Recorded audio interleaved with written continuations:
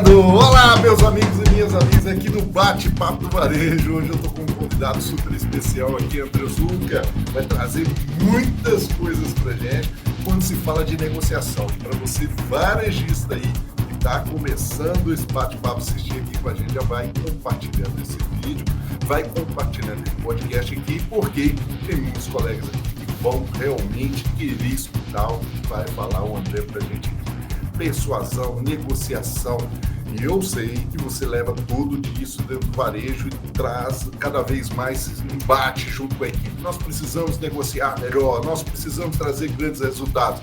E o André vai trazer isso para a gente aqui com um debate muito legal, tá?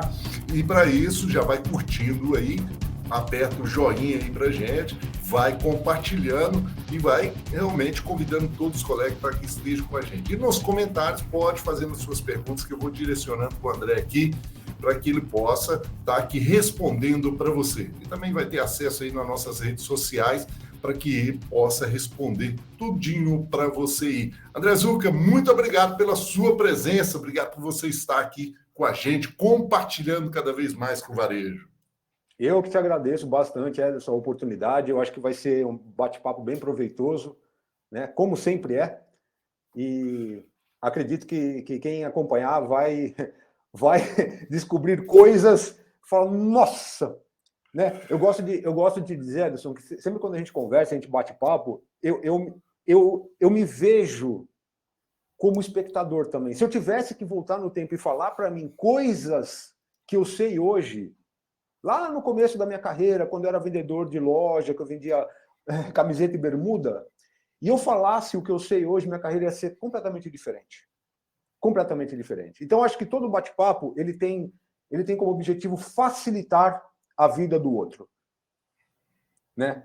A gente sabe como é que é o mapa e sabe como é o território. Então, vai para cá, vai para lá, vem para cá, evita ali, evita aquilo, e aí a vida fica mais fácil. É verdade, André. Olha, gente, eu tenho certeza que vocês vão gostar demais desse bate-papo. Eu que agradeço, André, de você conceder o espaço na tua agenda para estar com a gente aqui e compartilhar com a gente muitas ideias. André, nós estávamos aqui no bastidor, já batendo papo aqui antes de começar o nosso bate-papo. Né? Já pegou fogo. Falando de negociação. Muitas vezes, André, e eu tenho vários varejistas que estão aqui nos assistindo e nos ouvindo, muitas vezes esses varejistas, eles encontram uma dificuldade quando se fala de vender, porque a negociação, a persuasão, né, tudo ali está atrelado a essa venda. E a venda, eu acho que é um grande, né, pilar aí que a gente pode aqui trazer como tema hoje, falando, né, que vai com certeza aí permear a persuasão, vai brindar também a questão da negociação. Mas falar em vendas, e eu encontro muitas vezes assim, pessoas rejeitam a questão de vendas, né? Parece uma crença limitante ali de, poxa vida, vendedor, essa coisa de vender. Acho que é um caminho fantástico, não é, André? Quando se fala de varejo assim. Olha que interessante. Se eu te oferecesse, e quando eu digo te oferecesse, entenda para todos os amigos, um trabalho como papiloscopista. Qual a primeira pergunta que você... Isso, qual é a primeira pergunta que você me faria? Não é o quanto ganha, né? Quanto ganha, né? Mas é o seguinte, o que é papiloscopista? A primeira coisa que você me perguntar. Eu sei lá o que é isso, né? Não é verdade? Então, só para informação, o papiloscopista é o profissional que faz a identificação do outro através da impressão digital. Então, quando você vai na delegacia lá, você molha o dedo ali e tchutia no papel, o profissional lá, o policial, ele é um papiloscopista. Perfeito? Vivendo e aprendendo, hein, cara? Você vê que interessante. Mas veja que interessante. A primeira pergunta é, o que é um papiloscopista? Não é isso? Isso, Ederson, o que eu vejo todo santo dia nos treinamentos? Você pega profissionais, vendedores de 5, 10, 15, 20 anos e pergunta para eles o seguinte, o que é vender? E até hoje, ninguém respondeu de primeira. Em todo o treinamento eu faço essa pergunta. Você vende? Vendo. O que é vender? Eu sei o que é, mas o que eu mais ouço é o seguinte, eu sei o que é vender, mas eu não sei explicar o que é. Não é verdade? É verdade, e acaba aquele embate, né, de ficar naquele clima, de, será que eu respondo? O que eu respondo aqui? O Não que tem eu esse falo? conceito, não traz. Porque eu perguntar o que é futebol, todo mundo me explica. Né? É, Tática e estrategicamente. Mas quando eu pergunto o que é vender, não consegue me explicar. E veja, isso não é culpa, não, tá? Isso não é culpa, não. Os profissionais, eles, na grande maioria das vezes, não têm uma preparação adequada. Tá? Pelo menos, comecei em vendas, assim, passei na porta, tinha uma plaquinha lá, admite-se vendedor, eu falei, tô afim e entrei. O requisito na época era morar perto do local de trabalho, ter disponibilidade de final de semana e ser proativo. E na época eu ainda falei, eu não sei o que é proativo. O cara falou, tem sangue nos olhos? Eu falei, tenho. Ele falou, é isso aí. beleza, vestiu a camisa, né? Tem outros que falam assim, né? É. Beleza. Então, eu nunca tive preparação nenhuma. A preparação, ela veio no meio do caminho. Eu comecei a sentir necessidade, eu falei, pô, mas não pode ser isso. Né? E tem uma frase que eu acho brilhante de Einstein, que ele diz o seguinte, se você não consegue explicar alguma coisa de uma maneira muito simples, é porque nem você mesmo sabe o que você está falando. Fantástico, né? Traz isso como conceito para a gente. É, Quando você fala isso, desperta na gente várias coisas que permeia a negociação mesmo, né? O totalmente. processo da curiosidade, né? Porque quando É, você fala isso, cara, puxa, eu tenho uma curiosidade de saber aqui o que é vendas, então, né? O é. que o André está trazendo aqui de vendas? E aí eu abro já uma via desse debate, né? E isso ajuda na negociação. Né? Totalmente, porque se você não sabe direito o que você está fazendo, e aí eu bato em cima dessa tecla, quando você chega no momento da negociação, se é que você chega, né? Se é que você chega na negociação, você chega absolutamente despreparado. Absolutamente Muito despreparado. bom. Porque, às vezes, a pessoa diz assim para mim, André, eu queria aprender técnica de negociação. E eu pergunto, mas você fez a construção correta do processo de vendas? Você passou por todas as fases do processo de vendas da maneira adequada? Não. Então, e tudo isso, Ederson, olha que interessante, ele vai cair na pergunta o que é vender. Porque a pergunta o que é vender, eu pelo menos, você vai procurar no dicionário aí na internet, você vai achar diversas definições, o que é vender, né? Mas o que é vender? É promover valor sobre algo a ponto do outro se dispor a pagar por aquilo. Vender Muito é bom, isso, muito bom. certo? Uhum. Eu vou promover valor sobre algo a ponto do outro falar, tá, eu quero comprar. E se durante o teu processo de vendas você não promoveu o valor sobre aquilo? Como fica a negociação? Provavelmente não vai acontecer, né? Não vai acontecer, porque a pessoa não, você não promoveu o valor e ela não está disposta a pagar por aquilo. Olha esse exemplo que eu vou te dar. Vou pegar a Apple como exemplo. A Apple faz um lançamento do novo iPhone. Faz uma Sim. fila gigante na porta. Tem negociação? Você entra lá e fala assim, eu quero comprar um iPhone e quero pagar mais barato. O cara fala, sai que o próximo vai pagar o que eu quero. Isso aí. Ou seja, a Apple trabalhou o processo de persuasão antes da negociação. A ponto de excluir a negociação do processo. Olha isso. É muito legal isso que você está trazendo aqui, porque muitos varejistas que estão aqui nos vendo, nos escutando, muitas vezes, André, ele quer que a loja dele dá mais lucro, que a loja dele dá Sim, mais resultado, e automaticamente ele quer vender um produto de valor agregado. Né? Às vezes você pega um claro. lojista e tem um produto, poxa, podia vender aquele produto de valor agregado mais, mas aí o vendedor ele se compete a vender simplesmente aquele produto que é o mais rápido de se vender, o mais fácil. Eu costumo, né, fazer uma analogia aqui nesse sentido, né, uma metáfora às vezes, em algumas mentorias ou consultorias que a gente presta aí dentro do varejo, você vendendo no material de construção. Então, o que é mais fácil você vender no material de construção? Cimento. Então, ou seja, cimento é fácil de vender. Né? Todos que estão construindo ali vão comprar o cimento. Mas o acabamento já é algum detalhe que precisa, né, mais dessa persuasão, que precisa criar valor. E é o que dá mais margem, provavelmente, para esse varejista. Né? O cimento não Sim. dá pela competitividade. Se você vai para o supermercadista vender arroz, não dá, porque todo mundo tem arroz daquela mesma marca.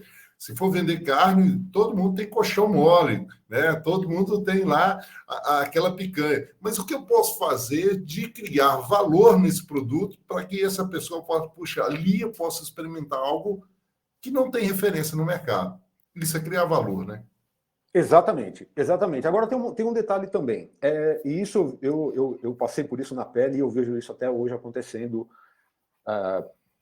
nas empresas. Que a empresa diz assim: o meu funcionário, o meu colaborador, ele se limita no mês a bater a meta. Bom debate, hein? Isso é muito bom. Né? Então, ele se limita a bater a meta. Então, quando ele bateu e a meta, ela tem um problema gigantesco, esse problema de meta, porque a meta tem que existir. Né? A meta tem que existir. Só tem um detalhe. E eu mesmo, lá atrás, eu passei por isso. Eu tenho uma meta X, ok? O que acontece se eu não bato a meta? No primeiro mês, segundo mês, terceiro mês? Eu sou mandado embora. Eu não bati a meta, não tem por que eu continuar contratado numa empresa que eu não bato meta. Eu chamo do paradoxo da meta. E se chegou no dia 20 e eu já bati minha meta, o que eu faço no resto do mês? Sabe o que eu faço? Eu meto o pé no freio e seguro as vendas para o outro mês. Mas aí não vem a super meta? Ou seja, algo a mais se ele ganhar aquilo ali? Mas é todo mundo que ganha a super meta? Não. Não. Então, a pergunta, pensando do lado do vendedor, tá? É o que está lá na frente de batalha, é a seguinte: para que eu vou fazer isso? Para que eu tenho que me comprometer a vender esses produtos, esse, se eu já bati minha meta e se isso no meu bolso não vai fazer diferença nenhuma? Ou seja, o que eu ganho com isso? Porque a empresa eu já entendi, a empresa ganha. Tá, mas e eu? Porque a empresa, é normal a empresa falar o seguinte: o vendedor ele tem que colocar a camisa da empresa. E tem mesmo. Ele tem que vestir a camisa da empresa. Só que, embaixo da camisa da empresa, tem a dele própria. Com certeza, isso aí é fato. Isso é base na própria PNL, né? Então, exatamente. Porque existe uma identidade ali. Então, o vendedor pensa o seguinte: tá, mas o que eu ganho com isso? E, às vezes, o que eu ganho com isso, para ele, não tem valor. Olha como cai no valor. Não tem valor. Muito bom. Percebe? Muito bom. Então, às vezes, para o empresário é interessante, para ele próprio não. E esse valor pode ser simplesmente eu estar ainda nessa empresa, participando dessa empresa, né? Porque se eu seguro para o mês que vem, poxa, eu já estou garantido, mais um mês que eu estou garantido empregado aqui dentro da empresa. Exatamente, é o paradoxo da meta. Existe uma meta que é bom se eu bater, mas eu não posso passar muito dela. Perfeito. Né? E essa percepção que você traz para a gente aqui vale a reflexão do limite da aplicação dessa meta, né? Ou seja, eu preciso saber ter parâmetros, métricas para me saber realmente o que é alcançável, o que não é alcançável e qual é esse limite, né? Faz sentido isso? Exatamente. Faz sentido. Agora, veja bem,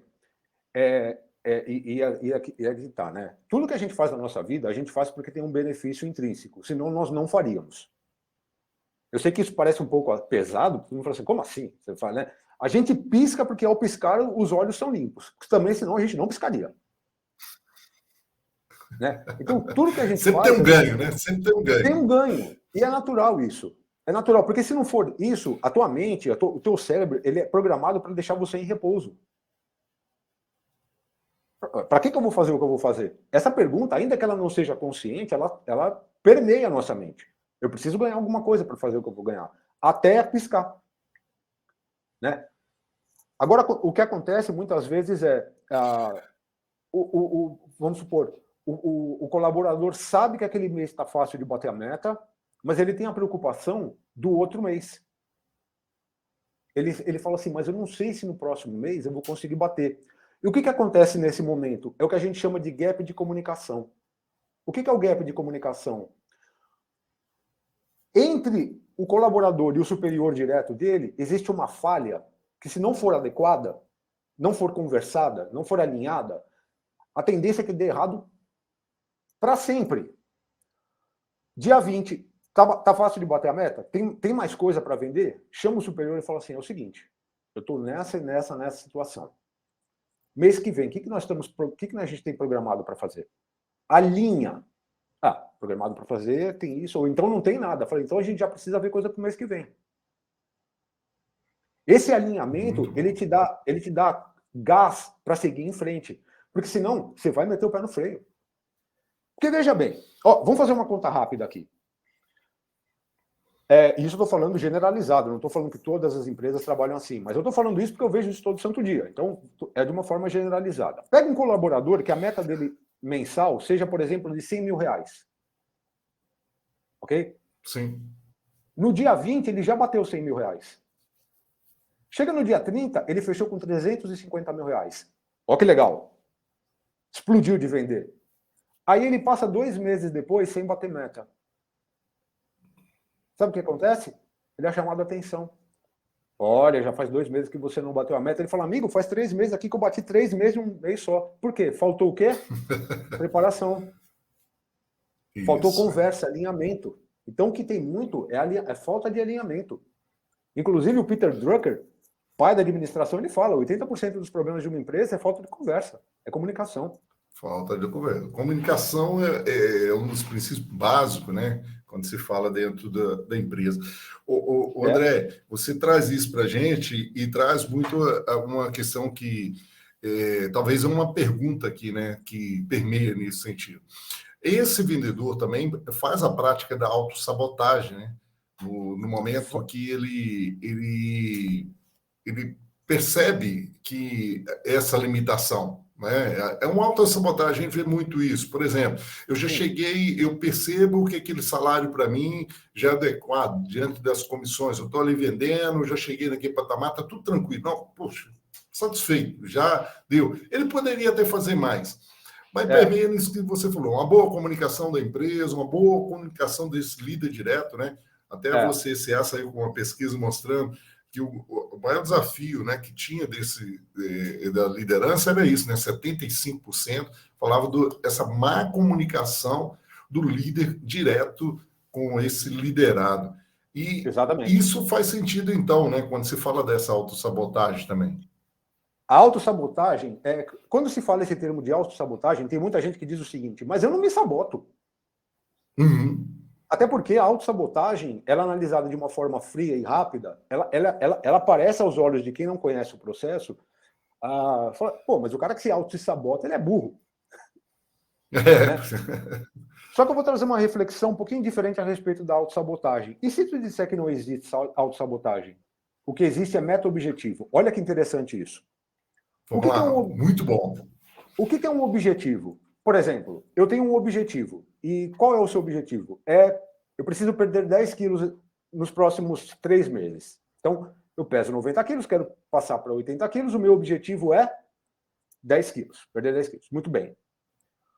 Só que, durante todo o processo, eu vou lá e como um docinho, como um não sei o quê, como não sei o que lá, piriri pororó, e eu não perco os 10 quilos. Aí você diz, eu comi o docinho é autossabotagem, não é? É natural pensar assim. E se, na verdade, o que eu queria mesmo, que é o meta-objetivo, é aquele objetivo que está inconsciente na minha mente, era continuar mais gordinho. Porque a minha esposa, ela diz para mim assim, eu adoro quando você fica mais gordinho. Então, o meu objetivo de verdade, que era o meu meta-objetivo, foi alcançado, eu continuei gordinho. O meu objetivo de perder 10 quilos, na verdade, não era um objetivo. Ele era um objetivo apenas consciente. Só que o teu inconsciente, que é 93%, determinou o que você vai fazer. Trazendo isso para as vendas. A pessoa sabe que... Olha isso daqui, Ederson. A pessoa sabe que se ela trabalhar esse mês, ela bater as metas, ela dobrar a meta, ela não vai ganhar mais dinheiro? Vai, né? Você concorda comigo que no mês que vem ela vai ter que repetir a dose? Com certeza. Ela não quer assumir essa responsabilidade. O meta-objetivo dela é continuar ganhando pronto. Então não é que ela se sabota, é que ela tem um objetivo inconsciente que determinou a vida dela. E que perto do objetivo que ela falou que vai dobrar a meta seria uma autossabotagem, mas não é. É porque inconscientemente ela não quer mesmo. O que você traz debate para a gente o que às vezes está travando aqui, mas vamos lá, porque o debate está muito bom com relação a esse. O que você traz para a gente é um outro olhar quando se fala, né? Ou seja, sobre aquilo que eu chamei de autossabotagem, você falou, não, ele tem outro objetivo. O mais claro para ele é o objetivo que ele tem. A gente vê isso muito quando você vai estabelecer objetivos, você tem que saber se aquilo está ecologicamente correto, né? E dentro disso é nessa análise. Poxa vida, se ele vai emagrecer, mas a esposa dele prefere o gordinho, para que ele vai emagrecer? Não faz sentido isso. Porque o grande objetivo dele realmente é conquistar a esposa. O grande objetivo daquele vendedor, ou seja, é aquele nível ali de parâmetro que ele não quer muito mais trabalho, porque gasta muito mais energia, eu vou ter que rodar mais para ter que conseguir mais. E isso é muito legal, porque eu debato o tempo todo isso com alguns varejistas, né? Quando a gente está falando de venda, e eles por que o cara não quer vender mais? Vai ganhar mais se ele vender. Mas ele não tem esse ponto ali, nesse limite. O que esse varejista tem que fazer, então, André, quando né, tem essa turma que tem isso, ele precisa investigar qual é o verdadeiro objetivo desse vendedor, ou ele tem alguma outra ferramenta que ele precisa aplicar ali dentro da equipe de venda? O grande problema hoje, Ederson, o que eu vejo é o seguinte, o varejista, e acontece muito, ele não sabe o que fazer com esse funcionário. Ele não sabe o que fazer. E aí, olha que curioso isso. Qual é o setor que mais admite no Brasil? Aliás, o setor que mais admite no Brasil é o setor comercial. Isso. Certo? As portas estão sempre abertas. Né? Tá lá, admite-se vendedor com ou sem experiência. Tanto é que você passa na porta do hospital, você não vai ver lá, admite-se neurocirurgião com ou sem experiência. Não tem. Né? Então, mas vendedor... na área do varejo, então, eu falo, primeiro emprego está ali, todas as oportunidades estão aí. Exato. Só que é o seguinte, é o setor que mais demite. Com certeza. Tá? Então, se existe uma porta aberta lá na frente, existe uma no fundo também. É por isso que a porta está aberta na frente. Porque o pessoal entra por aqui e já sai por ali. Né? Faz aquele contrato de 3 meses, se passar, fica, se não passar, não bater as metas, não fica. E aí o que acontece? Não fica. Agora eu te digo uma coisa. Olha que interessante isso. Muita empresa liga para mim e fala assim, cara, eu queria que você desse uma palestra motivacional aqui. Pera lá. Palestra motivacional? Eu gosto de fazer a seguinte comparação. Imagina você um general. Aí você reúne lá os seus soldados, 1.500 soldados, e diz assim, vamos para a guerra. Vamos defender nossas esposas, nossos filhos, e faz aquela palestra motivacional e todo mundo com sangue. Tá bom. Fala, escuta. E que arma que nós vamos levar? Fala, então, não tem. Vocês vão no tapa. Vocês vão dar tapa. Por que eu estou te falando isso? Porque não adianta motivar vendedor que não sabe as técnicas. Ele está desarmado. Ele é um soldado desarmado que não vai durar 5 minutos na guerra. E o pior, ele nem sabe que tem as armas. Mas deixa eu pegar um ponto nisso aí, que é muito importante que você traz para a gente, que realmente ele não tem ferramentas nenhuma, ele não sabe o que ele vai fazer ali. E como vamos construir a casa, beleza, cadê as ferramentas? Não temos, né? Nós vamos ali na mão mesmo, vamos começar a jogar a massa ali na mão, no dedo, vamos pintar a parede no dedo.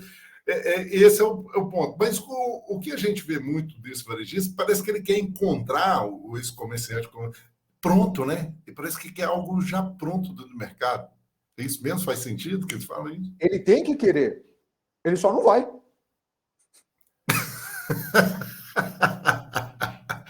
A verdade é essa. Ele tem que querer, ele só não vai. Ele só não vai. Então, o ideal sempre é fazer o quê? É você preparar esse funcionário. É pegar ele e falar, vem cá, eu vou te treinar. É treinar esse funcionário. Porque o que eu ouço na maioria das vezes, e isso faz todo sentido, e aí a gente acaba em outro paradoxo, né? Que é o seguinte, tá, aí eu contrato o funcionário, porque eu tenho que pensar também no contratante. Eu contrato lá o funcionário, treino ele e ele vai embora. A justificativa de muitos são isso, né? E é verdade. Mas tem um problema que é pior ainda, que é quando você não treina e ele fica. Esse é o pior, né? E gasta-se energia.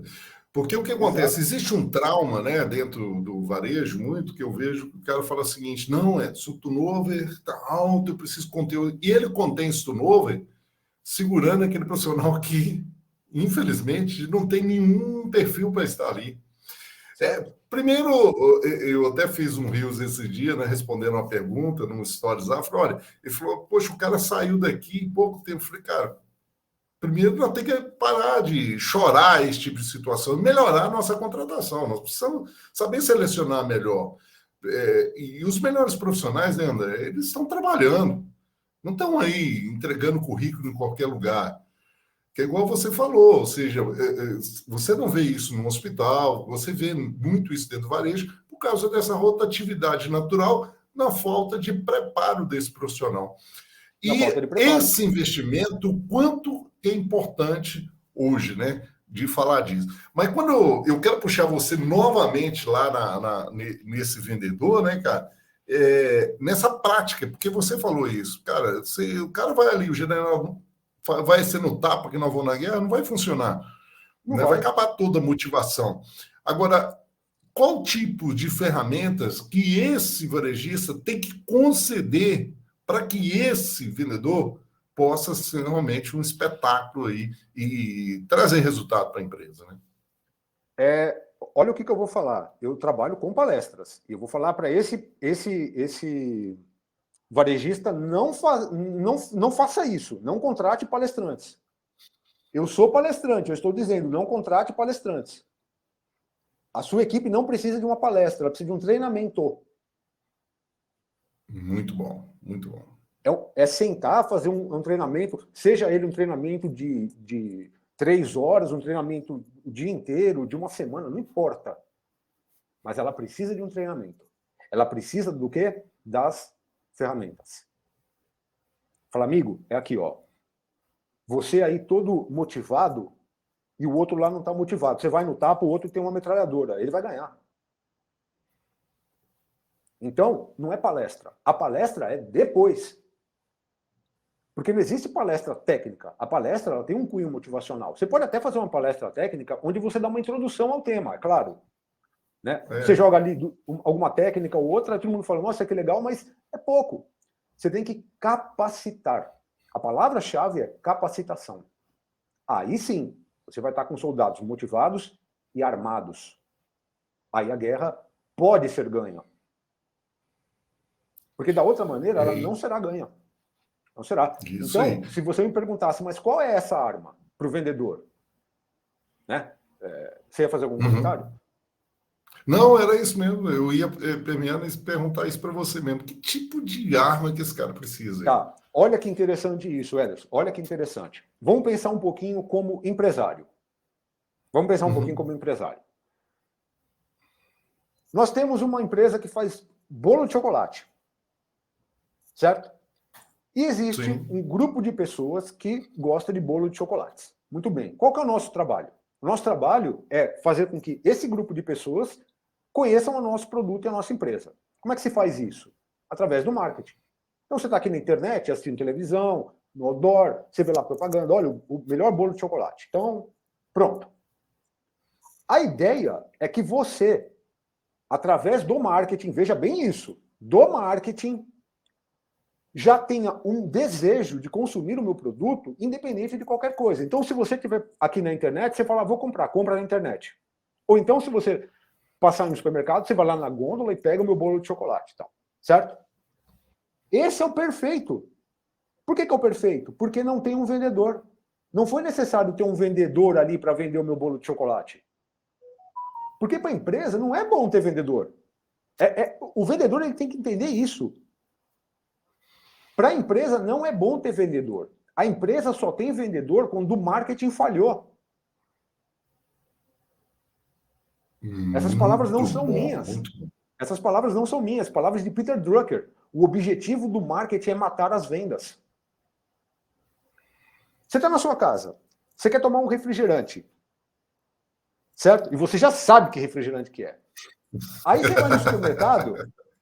você vai no supermercado e tem um vendedor lá na gôndola do refrigerante falando: amigo, eu quero conversar com você a respeito desse refrigerante. O que você fala para ele? Sai daí, meu. Eu vou tomar esse refrigerante. Eu já estou decidido. Certo? Então, o vendedor ali, ele é um cone. Ele mais atrapalha do que outra coisa. Agora... Cara, isso você traz aí, André, é muito bom, cara. Porque onde será que está o investimento desse empreendedor, né? No marketing. Esse empreendedor investiu pesadíssimo no marketing. Veja as marcas de refrigerante. O que elas fazem? Claro. Tá certo? A própria Apple, que eu citei anteriormente, você precisa de um profissional altamente qualificado para te vender um iPhone?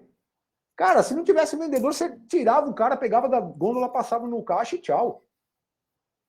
Veja você bem. Não precisa nem saber usar ele, né? Ou seja, tem várias coisas, você fala assim, poxa, eu tenho aqui, mas que eu não sei usar. Você quer uma coisa, mas você falou tudo. E para você ter uma ideia de como a compra é emocional. A pessoa se dispõe a pagar 10 mil reais num aparelho que ela não sabe usar. Eu tenho um iPhone, eu não sei usar. É um desejo, né? Foi criado um desejo eu compro aquele produto, crio aquele desejo, compro a Alexa, por exemplo. Crio aquele desejo, mas não sei nem o que a Alexa faz, cara. Eu não sei o que é, mas eu quero. Eu quero. Eu quero. Então, aí o que acontece? Às vezes não, na maioria das vezes, o marketing da empresa, ele não é suficiente para te despertar esse desejo. Ele não cria tanto valor assim, olha onde é que a gente volta. Ele não cria tanto valor assim na tua percepção. Fica um buraco. Onde que o vendedor entra? No buraco. Esse buraco, ele tem dúvidas, ele tem objeções. Então, qual é o trabalho do vendedor? É matar dúvidas e objeções. Este é o trabalho do vendedor. Porque a venda ela já começou no marketing. O trabalho do vendedor o que eu chamaria do omnichannel, né? Ou seja, do omnichannel. Exatamente.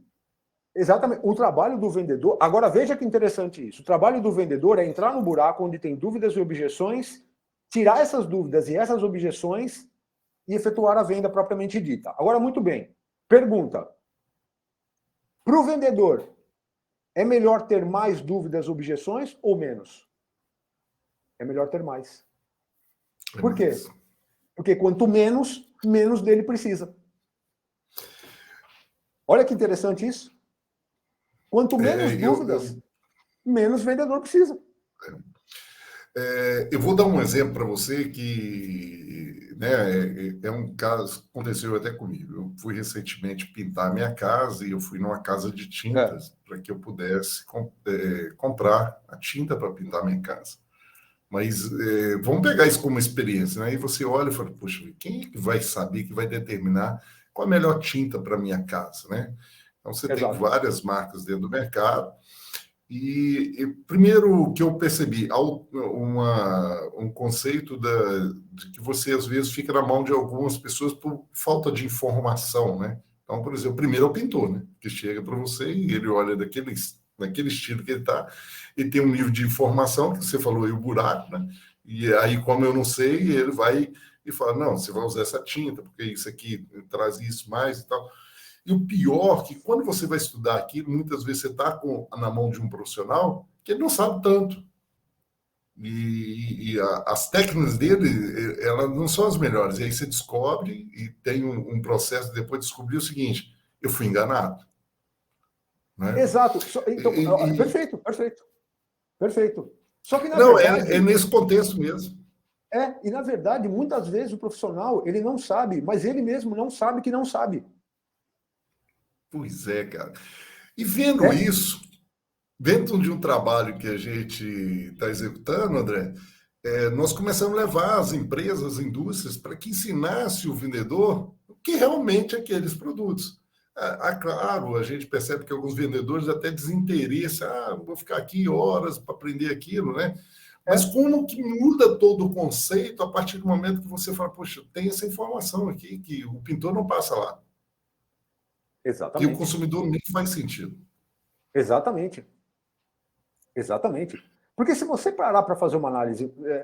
Você conhece aquela faculdade aqui em São Paulo para pintor? Não, conhece? Não conheço. É claro que você não conhece, não existe. O conhecimento do pintor é empírico. É empírico, cara. É empírico. Ele não foi estudar isso em lugar nenhum. Ele até hoje trabalha com tentativa e erro. E você faz parte do test drive. Eu fui mais um. E aí, de repente, eu descobri do verniz, que o cara foi explicando lá do verniz, esse técnico, foi explicando o verniz, eu falei, cara, não acredito que o cara fez isso comigo. Exatamente. Eu fiz toda a técnica totalmente errada. E aí você muitas vezes pensa assim, ele me enganou. Na verdade, nem ele mesmo, muitas vezes, né? Ele sabe que não sabe. E pior, hein? É conta matemática. Quando eu não sei que eu não sei, eu acho que sei. Lembra do menos igual a mais? Pois é, aí você pega uma indústria dessa, né, que está focada em informar só o vendedor, a distribuir o produto e está esquecendo ali, talvez, da força maior, né? Da informação a esse consumidor para ele falar do desejo. Né? Exatamente. Agora veja que interessante. O vendedor caiu no buraco lá. Lembra do buraco, né? O vendedor caiu no buraco que ficou entre o marketing e o consumidor final. Lembra que eu falei que o soldado tinha que ter arma? Sim. Qual é a arma do vendedor? A principal arma de qualquer profissional de vendas. Isso deveria estar na Bíblia, isso. 11º mandamento. Aprenderás persuasão. Muito bom. Ponto. Persuasão. Essa é a arma. Inclusive, você conhece a KPMG. Tem um estudo lá fora da KPMG que eles fizeram o seguinte teste. Eles pegaram uma equipe de vendas que não sabia nada de persuasão, tá? Pegaram uma equipe de vendas que teve um conhecimento mínimo das técnicas e uma que estava fortemente treinada, tá? E eles mediram a taxa de conversão. Quantos atenderam para quantos venderam.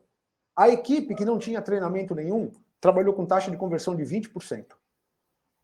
A que conhecia o mínimo, pelo menos, chegou a 40%. Os treinados foram para 80% de taxa de conversão. 80%. Te pergunto, é importante a persuasão?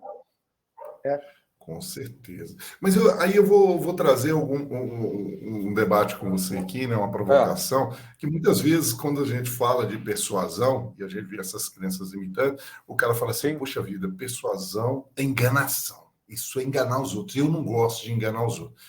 Sim. Faz sentido ou não? A persuasão, olha como vai ficar simples de entender isso. Mas simples.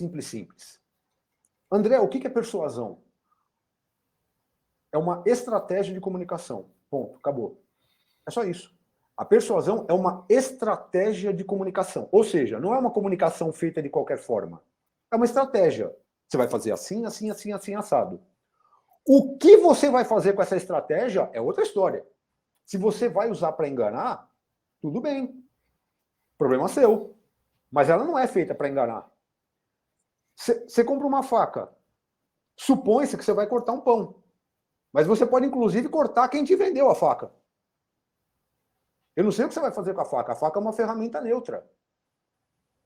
A persuasão é a mesma coisa. A persuasão ela é uma estratégia de comunicação que tem como objetivo, nas vendas, criar a percepção de valor para que o outro se disponha a pagar. Legal. Quando eu estava estudando um pouquinho sobre a persuasão, André, e entrando nisso, porque é realmente uma ferramenta fantástica que a gente precisa aplicar, eu vi a persuasão da autoridade, e nos bastidores nós já estávamos falando sobre isso, sobre essa persuasão. E ela... pode continuar. Só para concluir, o que acontece muito em relação à persuasão é que associa-se persuasão com manipulação. Tá? Sim. Como se a manipulação fosse algo ruim. Quando você vai numa farmácia de manipulação, você vai ser enganado?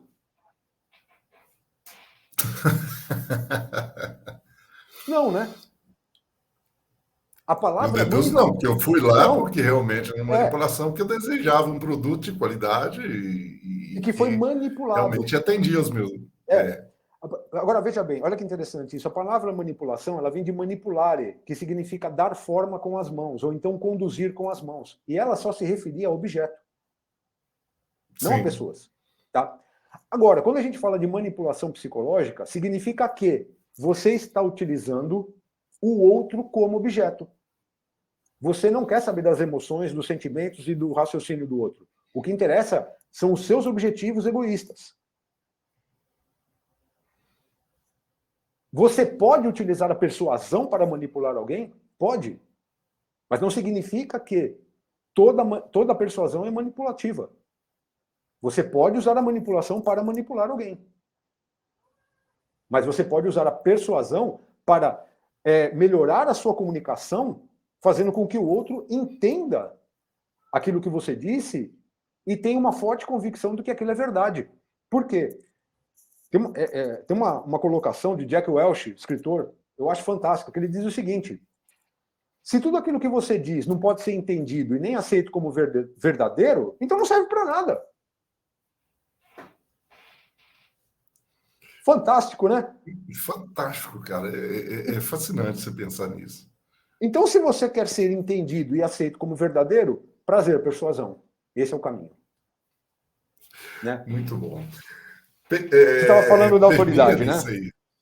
É porque é o seguinte, existe alguns, e que foi aí, né, foi divulgado, foi trabalhado em cima disso, falando inclusive dos gatilhos mentais, né? Perfeito. Aquele livro da Armas da Persuasão, que o pessoal debate muito, em qual você é até especialista quando se fala da persuasão, porque, igual você falou, do pano de fundo de uma boa venda, de uma boa negociação, com certeza uma das ferramentas é a persuasão e a principal. A principal, e aí sem dúvida.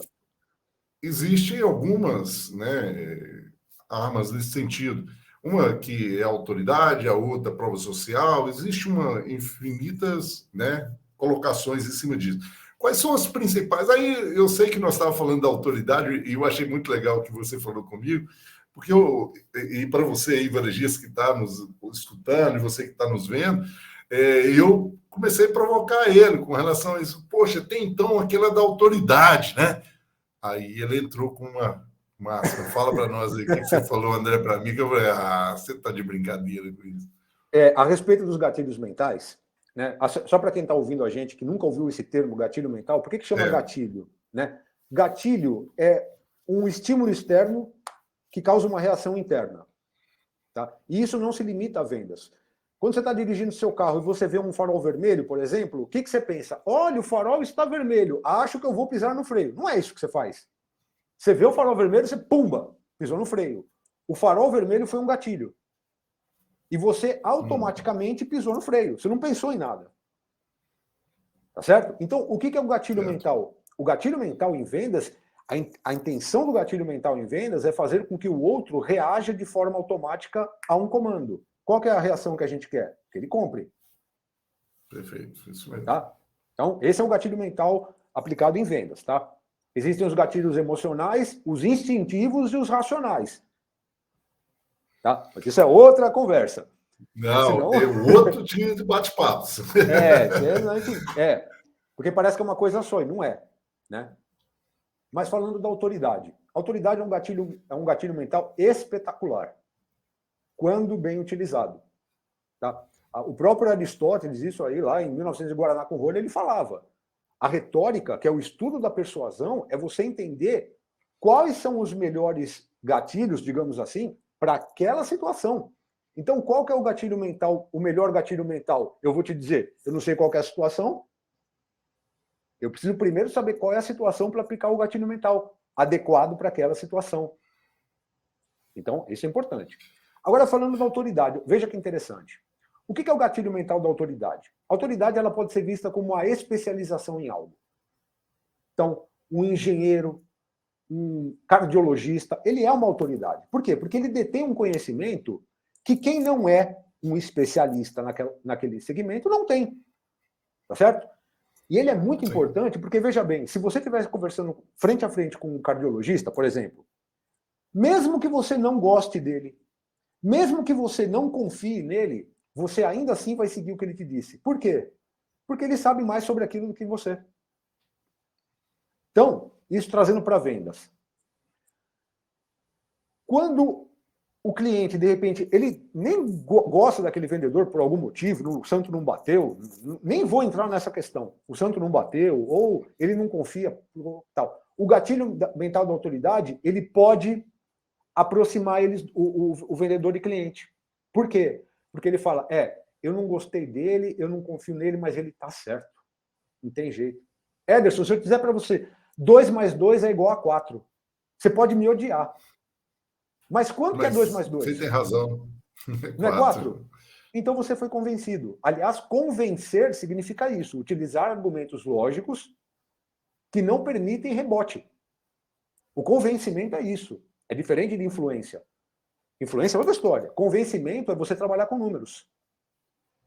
Né? Por quê? Porque não tem como o outro rebater. E o gatilho mental da autoridade, quando você está diante de uma autoridade, você tende a acreditar nela. Porque ela conhece mais que você. Agora, onde está o problema? Que é o chamado... Só para o vendedor entender, né? O varejista, o vendedor entender. Como é que a gente demonstra autoridade para alguém? Quando a gente demonstra conhecimento. Quando a pessoa fala, caramba, esse sabe do que está falando, hein? Ou seja, você tem um profundo conhecimento do teu produto. Que já é raro, hein? Já é raro. Verdade. Quando você tem um profundo conhecimento do teu produto e o cliente entende que você fala, pô, esse sabe. Ele se sente muito mais propenso a comprar. Por quê? Você forneceu para ele segurança. Chama conforto cognitivo. Ele fez assim, ufa, eu posso confiar nele. Muito bom, né? Qual é o problema? O problema é o chamado tecnicismo. Né? O que tem problema aí? Peraí. Tem problema aí, cara? Olha, você vê, eu tenho autoridade, eu sou um cara que sei sobre tudo. Rapaz, eu sei tudo sobre aquele... É carne, eu sei tudo. É tinta, não, eu sei tudo. Pô, tem problema aí, cara? Isso é uma autoridade, isso é muito legal, cara. Tem. Porque não basta ser, tem que parecer. O problema é esse. O que acontece? Vou te dar um exemplo na prática, fica mais fácil do que eu te explicar. O exemplo arrasta, né? Você vai numa concessionária, aí vem lá o vendedor, a vendedora, e ela te diz assim, olha, esse carro aqui tem um motor XVTEC. O sistema de som dele é Bluetooth Surround Reverse. E ele também tem um ar-condicionado Digitec.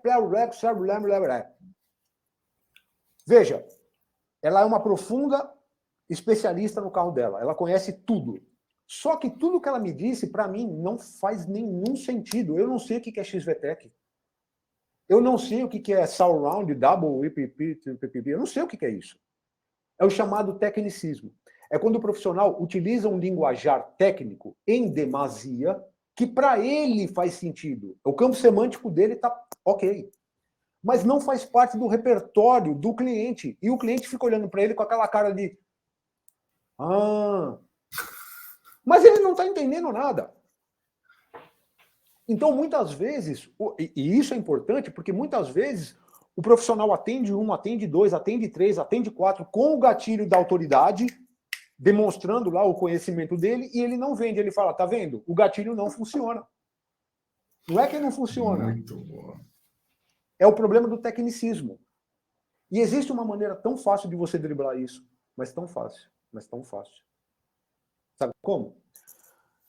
Toda vez que você for dar uma explicação técnica para o seu cliente, todas as vezes você vai mentalmente imaginar o seguinte: depois do que eu disse, cabe a pergunta aí daí? Por exemplo, motor XVTEC. E daí? E daí que ele é 1.8. Tá, mas e daí? E daí que ele tem 180 cavalos de potência. Tá, mas e daí? E daí que ele faz de 0 a 100 em 5 segundos. Tá, e daí? E daí que isso faz com que ele seja o carro mais rápido da categoria dele. Fala, peraí. Então, primeiro, você estava querendo me vender um motor XVTEC. Agora você está querendo vender para mim o carro mais rápido da categoria. Mudou? Com certeza. Com uma A pergunta. percepção, né? E daí? Olha aí. Para E daí? você, varejista aí, ó, ensina o seu vendedor. E daí? Faça essa pergunta. Tá falando de um produto? E daí? Muito E daí? bom. Olha, eu acho que vai ter que ter um outro bate-papo do varejo aí para a gente falar sobre gatilhos mentais, sobre armas da persuasão, sobre persuasão. E você já vai nos comentários aí, porque eu nem estimulei isso, porque o André aí traz muitas informações. Vai nos comentários. Se gostou, já vai dando um like. Se você vai escrever nos comentários para a gente aí sobre qual o próximo assunto que você quer ouvir aqui no Bate-Papo do Varejo e pedir novamente, né? Eu acho que pode escrever aí. Vamos falar com o André sobre os gatilhos mentais, a persuasão, que o André é especialista nisso. André, olha, eu ficaria horas e horas falando com você, porque você é muito bom. Eu sei que você tem muita informação para trazer para a gente. E para esse que está aí, que com certeza nos comentários já está perguntando como é que se fala com o André aí, como é que se fala com o André, eu quero saber mais informações. Já já o André vai passar as redes sociais, tudo. Eu tive contato com ele nas redes sociais. Você vai ver o canal fantástico que esse cara tem de informações. Ele contribui muito e vai valer aí. Mas, André, eu quero falar aqui o nosso que está acompanhando aí sobre esse livro aqui, Crise para Alguns, Solução para Outros, onde nós reunimos 20 profissionais falando sobre soluções, mais de 200 páginas aqui, falando sobre soluções com técnicos aí possam ajudar você, varejista, a sair de momentos e desafiantes aí para você. É só você entrar no site lá, mestredovarejo.com.br e adquirir o seu e-book lá, porque nesse formato e-book nós estamos deixando um preço bem acessível para que todos possam ter informações aí que vale a pena. Bom, André, conta para nós aí como que você acha o André, como que você pode ter mais informações para o André. E aí depois eu vou ainda querer saber mais algum detalhe com você. Como é que você acha o André? E fala aí como é que... O meu site é andrezuca.com.br, né? Eu tenho um canal no YouTube, que é o André Zuca /persuasão na prática. Lá eu dou dicas e ensino várias técnicas de persuasão na prática, né? Porque eu sempre falo, não adianta eu te ensinar alguma coisa que você não vai saber aplicar na prática. Então lá eu mostro na prática como é que funciona. O canal é novo, ele deve ter uns 6 meses, mas já tem mais de 100 vídeos. Eu procuro colocar diariamente, né? Então, tem vídeo de 1 hora, tem vídeo de 5 minutos, tem para todos os gostos, né? Nas redes sociais, o Instagram, Facebook, André Zuca Oficial, @AndreZucaOficial, LinkedIn André Zuca. Aí você me acha vale lá. A pena, Quer dizer, tá? não tem como não me achar, né? Com certeza. Colocou lá no Google, lá, André Zuca, eu tenho certeza já vai cair numa dessas redes sociais também, aí. exatamente. O Google é bom, é isso, porque você já escreve lá, já aparece todas as redes sociais. E eu vou deixar aqui também na descrição, tanto desse áudio como desse vídeo, também o contato aí do André Zuca, para que você possa, das redes sociais dele, do YouTube, para que você também possa ter acesso aí, rapidinho, só clicar ali e ter acesso, pode conversar, porque é um cara que entrega mesmo, é um cara muito, assim, que traz muitas essas informações dentro aí, e para você varejista, traga ele para dentro da sua empresa também, desenvolva aí a sua equipe de vendas com essas armas da persuasão. André, só para a gente finalizar, eu gosto muito de provocar isso junto com aqueles que estão aqui no bate-papo do varejo. Dentro de 24 horas, o varejista aí fala, cara, tem muita ideia. Qual que é a primeira coisa que você fala para ele passar aí esse varejista? Ou você pode até falar para o vendedor aqui, eu vou pegar até os 2 pontos, que pode ter muitos vendedores aqui, mas aquele varejista, aquele líder, quer passar para a equipe de venda deles também, qual a primeira ação que ele deve fazer aí para que ele já possa encontrar algum resultado aí de antemão das ações que você sempre pratica? Eu acho que ele precisa... contribuiu. Claro, eu acho que num primeiro momento, o que ele vai precisar? Um sulfite e uma caneta para cada funcionário, só isso. O que ele vai fazer? Ele vai fazer 5 perguntas e vai mandar essas pessoas responderem essas 5 perguntas da maneira mais honesta possível, tá? Porque com esse feedback, ele vai saber exatamente como a equipe de vendas está. Só isso. São 5 perguntas. 5 perguntas. Simples. Primeira pergunta. Por que o cliente tem que comprar o seu produto? Segundo, por que ele tem que comprar o seu produto e não o do concorrente? Terceiro, por que ele tem que comprar especificamente com você e não com outra pessoa? Quarto, por que ele tem que comprar agora e não depois? Quinto, como você pode provar para ele que tudo que você disse é verdade? Muito bom. As Repete respostas... aí para nós. Repete aí para ele. Vai lá, anota isso aí, varejista. Primeira pergunta, por que eu tenho que comprar o seu produto? Segunda pergunta, por que eu tenho que comprar o seu produto e não com o concorrente? Terceira pergunta, por que eu tenho que comprar com você e não com outra pessoa? Quarta pergunta, por que eu tenho que comprar agora e não depois? Quinta pergunta, você consegue me provar que tudo que você disse é verdade? A partir destas respostas, se as 5 forem respondidas de uma maneira que seja satisfatória, você já sabe que você está com uma equipe treinada na mão. Eu te garanto que não é isso que vai acontecer. Muito bom. Tá aí o desafio para você, varejista. Olha aí. O André está desafiando aí. E aí, vá lá nas redes sociais dele ou aqui embaixo, já comenta com a gente sim, se foi fato, se realmente você está com a equipe treinada ou não. Até nos comentários aí, fala pra gente também, você já fez alguma prática desse sentido, de perguntas mesmo, nesse sentido que o André está falando aí pra gente? André, eu só tenho que te agradecer mesmo o espaço na sua agenda. Eu agradeço. Igual eu falei, ficaria aqui horas e horas falando contigo. É interminável esse assunto. Eu te espero aí nos próximos bate-papo varejo. Quero sim encontrar contigo para a gente poder falar um pouquinho mais sobre as persuasões, que é uma prática que realmente revoluciona quando se fala de vida. André, muito obrigado, satisfação. Diga onde, quando e lá eu estarei. Valeu, meu irmão. Muito obrigado, Forte abraço. Forte abraço. Valeu, meu irmão. Obrigado.